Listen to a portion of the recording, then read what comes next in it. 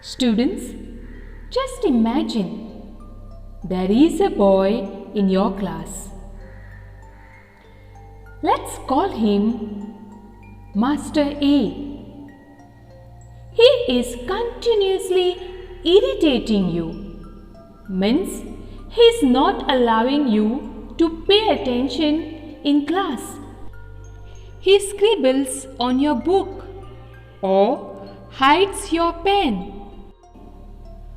If this situation continues, what will you do?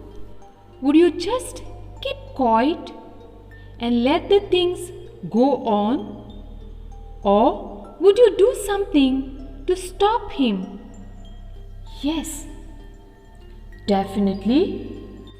You might shout at him or report to your class teacher or the principal. This means that you will stand up against wrong things. You will oppose him strongly, isn't it?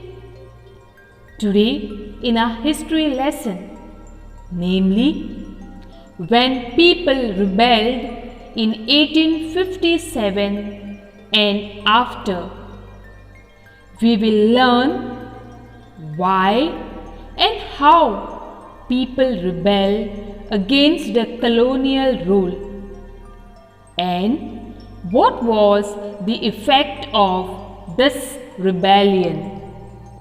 Let us take our first point. Why and who rebelled against the British government or the colonial rule? Yes, in our previous chapters, we have seen that the British Governor Generals introduced various policies to establish their power in India. All these policies affected almost all the people of India, right from kings, queens, peasants, landlords, tribals and soldiers too. Let us talk about Nawabs, kings and queens. All these people started losing their power.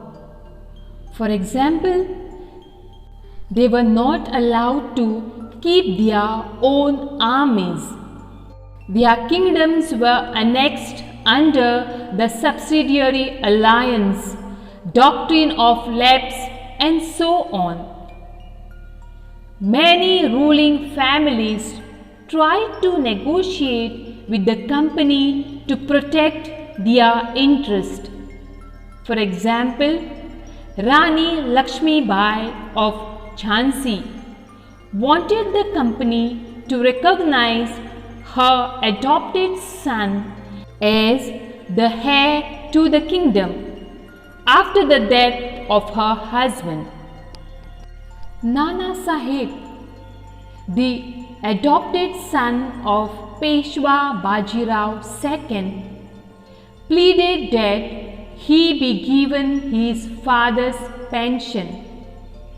However, the company refused their demands. Now let us talk about Awadh. Awadh was one of the last territories to be annexed. Governor General Dalhousie declared that Awadh was misgoverned and to ensure proper administration, British rule was needed. So, the Governor General imposed a subsidiary alliance on Awadh. Students, as we know that before British could establish their power in India, India was under the Mughal rule. Now, the company even began to plan how to bring Mughal dynasty to an end. Following steps were taken by the company to bring the Mughal dynasty to an end. First, the name of the Mughal king was removed from the coins minted by the company. Students, we all know that all the Mughal emperors and their families resided in the Red Fort. Second, in 1849, Governor General Dalhousie announced that after the death of Bahadur Shah Jafar, the family of the king would be shifted out of the Red Fort and will be given another place in Delhi to reside in. In 1856, Governor General Canning decided that Bahadur Shah Jafar would be the last Mughal king, and after his death, none of his descendants would be recognized as kings. They would just be called prince. Now, let us move on to our second point, that is the peasants and the sepoys. Students, we all know that India is an agrarian country. Peasants were totally dependent on the agriculture. The colonial rule imposed high taxes on peasants and zamindars. Not only that, they imposed the rigid methods of revenue collection. As a result, many failed to pay back their loans to the moneylenders and gradually lost the lands they had tilled or cultivated for generations. As this affected peasants, they were burning with anger from inside. Students, who were these sepoys?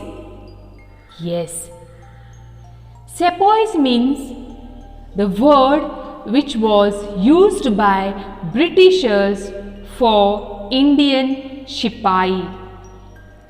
Now, what was their problem? Yes, they were paid less. Their religious sentiments and beliefs were violated. Students, do you know that there was a belief in our Hindu community that if they crossed the sea, they would lose their religion and caste. In 1824, the sepoys were told to go to Burma by the sea route to fight for the company.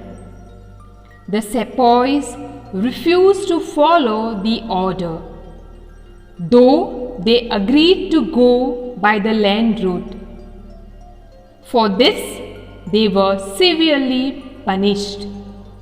And since the issue did not die down, in 1856, the company passed a new law which stated that every new person who took up employment in the company's army had to agree to serve overseas if required. In addition to this, many sepoys were peasants and had families living in the villages.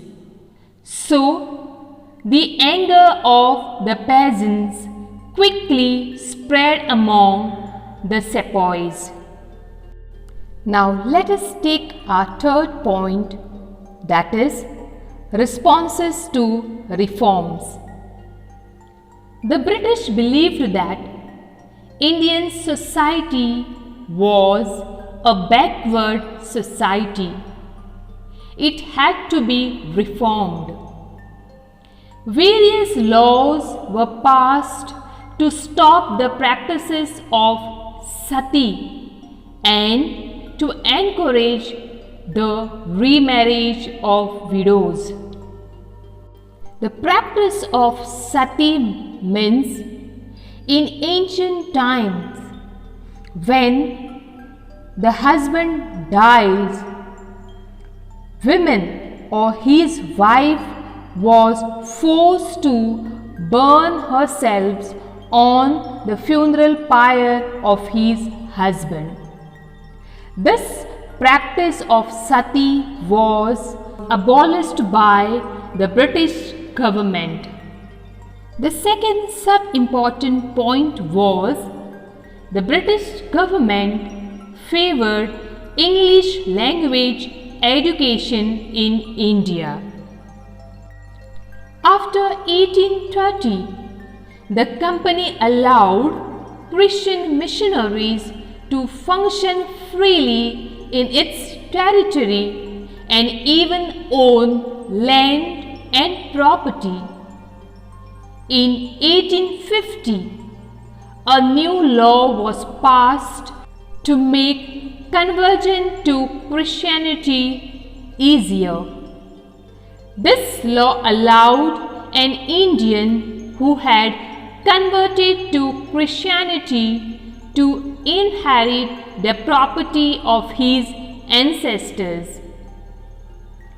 As a result, many Indians began to feel that the British were destroying their religion, their social customs, and their traditional way of life. Of course, there were other Indians who wanted to change existing Indian social practices too. Students, in our today's class, we have seen that why and who rebelled against the British government or the colonial rule. In our next class, we are going to study about the immediate cause of the rebellion of 1857 and how it affected the British government as well as the Indian people. Till then, goodbye, take care.